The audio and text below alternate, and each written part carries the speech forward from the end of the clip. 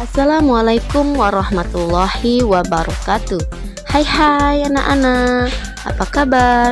Semoga selalu dalam keadaan sehat ya. Berjumpa kembali dengan saya Desni pada mata pelajaran Ilmu Pengetahuan Sosial kelas 8 di semester genap. Minggu lalu kita sudah belajar tentang perlawanan terhadap pemerintah Hindia Belanda bagian pertama, yakni Perang Saparua di Ambon, Perang Padri di Sumatera Barat, dan Perang Diponegoro di Jawa. Kali ini kita akan lanjutkan materi tentang perlawanan terhadap pemerintah Hindia Belanda bagian kedua, yaitu Perang Aceh, perlawanan Sisingamangaraja di Sumatera Utara, Perang Banjar, dan Perang Jagaraga di Bali. Yang pertama kita akan bahas terlebih dahulu Perang Aceh.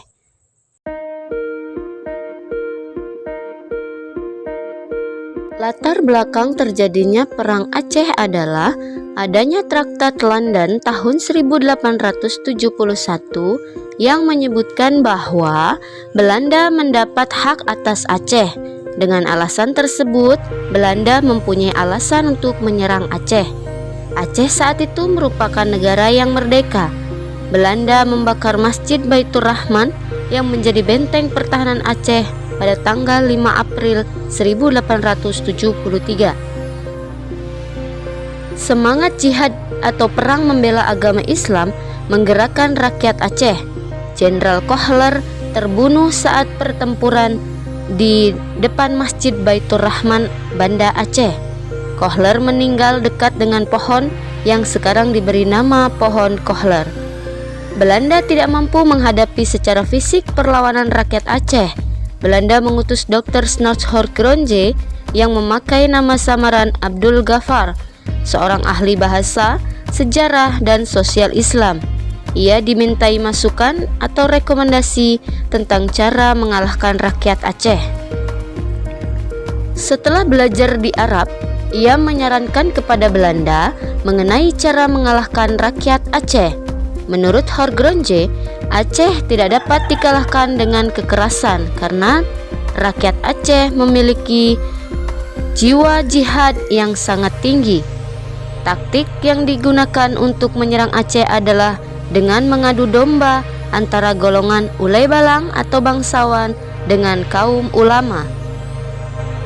Taktik ini berhasil. Banyak ulai balang yang tertarik dengan tawaran Belanda, yakni kedudukan kepada ulai balang jika kaum ulama dapat dikalahkan.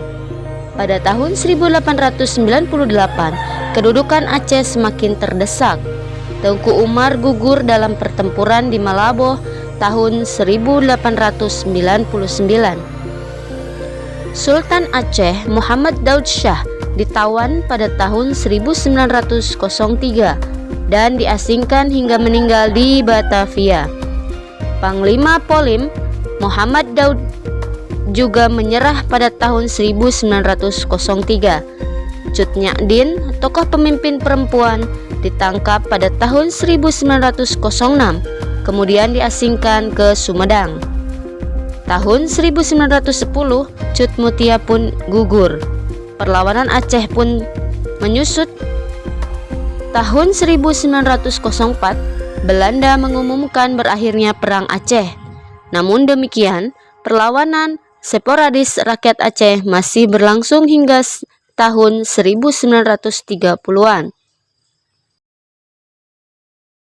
Perlawanan terhadap pemerintah Hindia berikutnya adalah perlawanan Sisingamangaraja di Sumatera Utara. Perlawanan terhadap Belanda di Sumatera Utara dilakukan oleh Sisingamangaraja 12. Perlawanan ini dinamakan juga Perang Batak, berlangsung selama 29 tahun.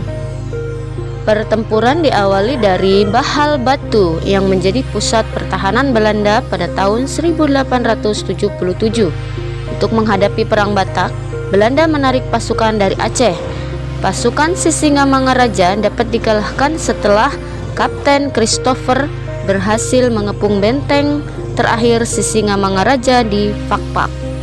Kedua putra beliau, Patuan Nagari dan Patuan Anggi ikut gugur sehingga seluruh Tapanuli dapat dikuasai Belanda. Selanjutnya adalah Perang Banjar.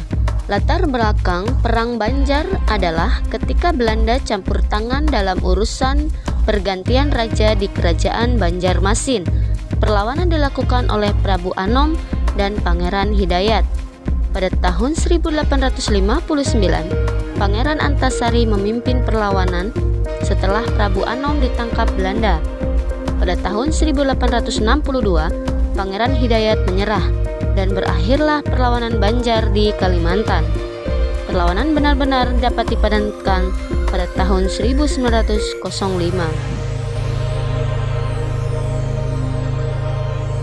Perlawanan terhadap Hindia Belanda yang berikutnya adalah Perang Jagaraga di Bali.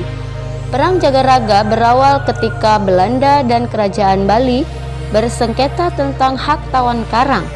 Hak tawan karang merupakan suatu kebijakan Raja Bali bahwa setiap kapal yang kandas di perairan Bali menjadi hak penguasa di daerah tersebut. Pemerintah Belanda memprotes Raja Buleleng yang menyita 2 kapal milik Belanda. Raja Buleleng tidak menerima tuntutan Belanda untuk mengembalikan kedua kapalnya. Sengketaan ini menyebabkan Belanda melakukan serangan terhadap Kerajaan Buleleng pada tahun 1846.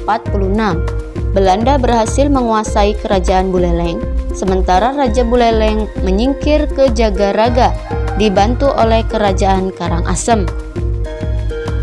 Setelah berhasil merebut benteng Jagaraga, Belanda melanjutkan ekspedisi militer pada tahun 1849. Kerajaan Gianyar dan Kelungkung menjadi sasaran Belanda pada tahun 1906. Pada tahun 1946, Perang Puputan terjadi saat pasukan I Gusti Ngurah Rai melawan Belanda. Seluruh kerajaan Bali jatuh ke pihak Belanda setelah rakyat melakukan perang habis-habisan sampai mati yang dikenal dengan nama Perang Puputan Jagaraga.